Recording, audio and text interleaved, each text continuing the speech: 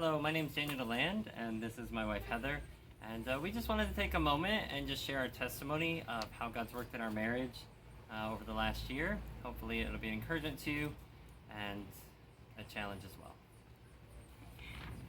Both of us grew up in Christian homes. We've been in church since we were little.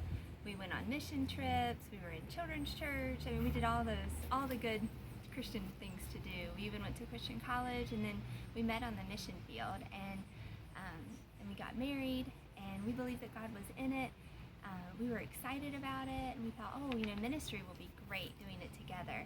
And then things went downhill very quickly from there.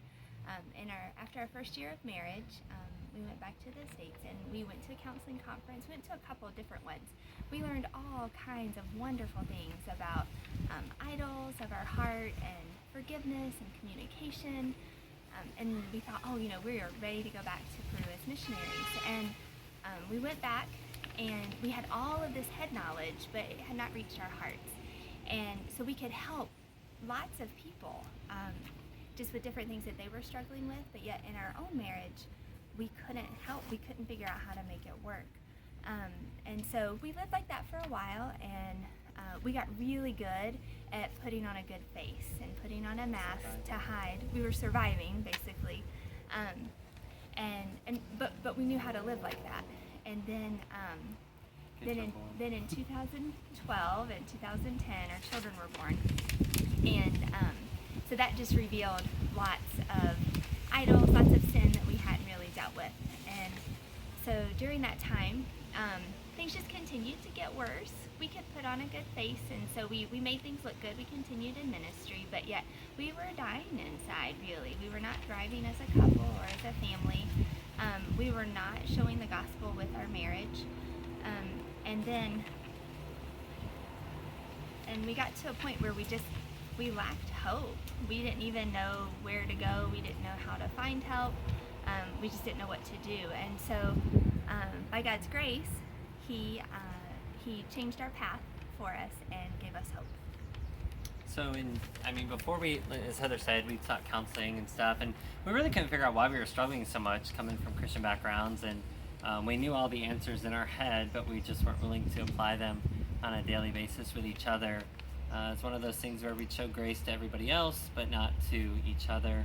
And so we sought counsel from different people, but our motivation was always to get better so we could continue the ministry. That was kind of how we found our identity. We found our identity in what we did in our ministry, and so we were helping people and encouraging people and supporting people, and so we thought, well, let's get better so we can continue doing that. It was never for the glory of God. It was never so we could reflect Christ to each other and to those around us. And so, as Heather said, we really didn't have any hope, even though we knew a lot of biblical answers. And so in 2016, by God's grace, church in Des Moines, Iowa, Living Waters Fellowship, came down to Peru to work with other missionaries, and we happened to meet them.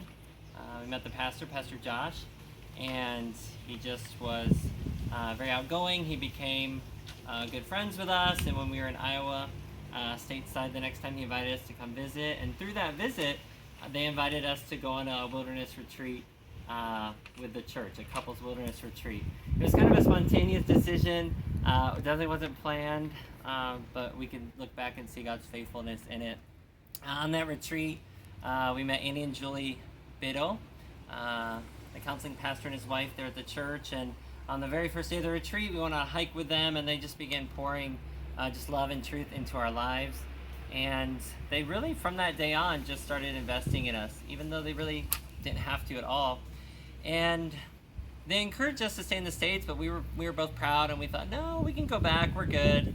And so we went back to Peru and just got in the same sinful habits. And make a long story really short, November 2019, we were with Andy and Julie in the States, and they just said, it's time. It's time for you to proactively fight for your marriage. It's time for you to put your marriage before ministry. It's time to take care of these root issues that have been giving you problems for 14 years at the time.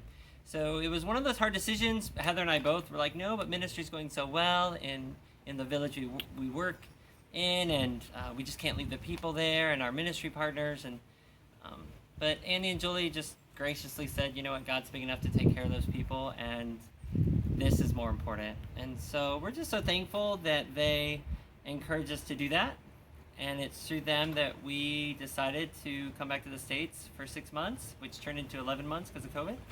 And just they weekly poured into us, investing in us and counseling us. And so now we just want to talk a little bit more about the counseling they gave us and why we would recommend seeking biblical counseling.